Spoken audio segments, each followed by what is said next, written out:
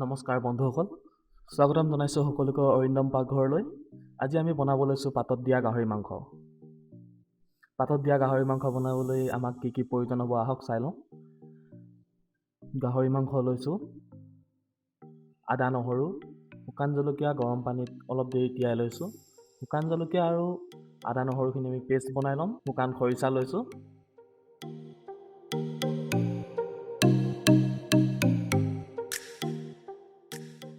এতিয়া আমি কেৰাহীত মাংসখিনি বইল কৰিম 15 মিনিটমানৰ বাবে হাই ফ্লেমত।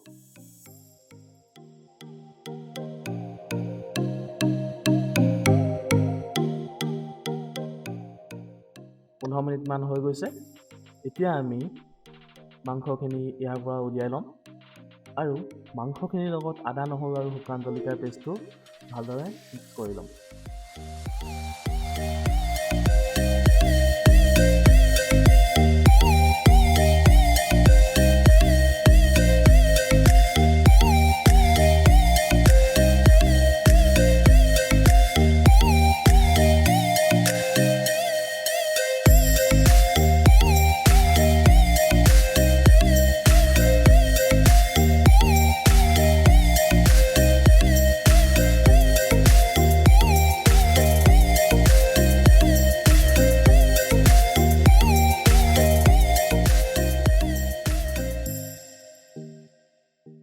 এতিয়া শুকান খৰিচাখিনিও আকৌ মিক্স কৰি ল'ম মাংসখিনিৰ লগত আৰু কলপাত এখনত মাংসখিনি ভালদৰে বান্ধি ল'ম।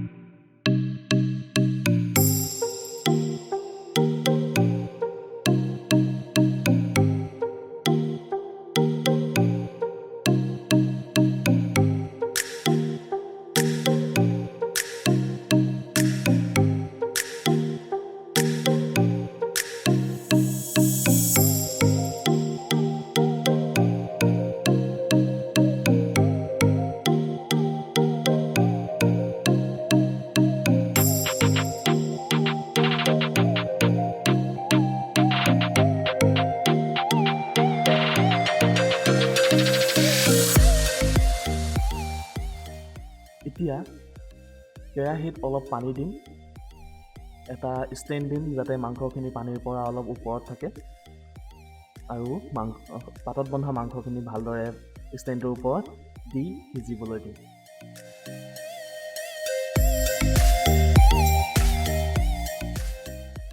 প্ৰায় 20 মিনিটমানৰ পাছত মাংসখিনি সিজি হৈ যাব। 20 মিনিট হৈ গৈছে।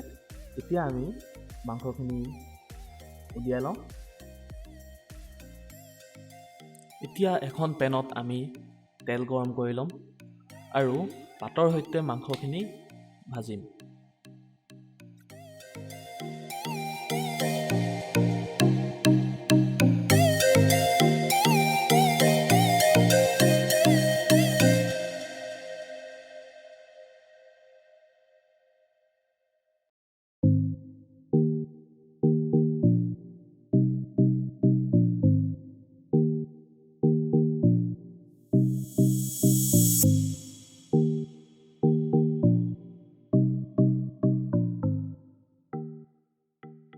কলপাতখিলা অলপ ৰঙচুৱা হোৱালৈকে আমি ভাজিম।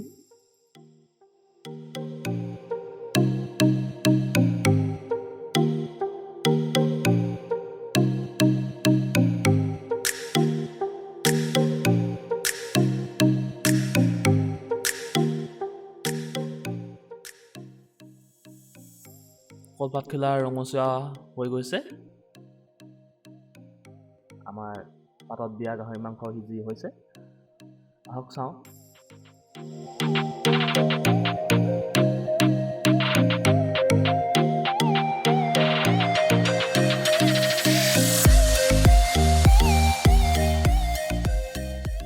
আপুনি চাব পাৰে মাংসখিনি ভালদৰে সিজি হৈ গৈছে।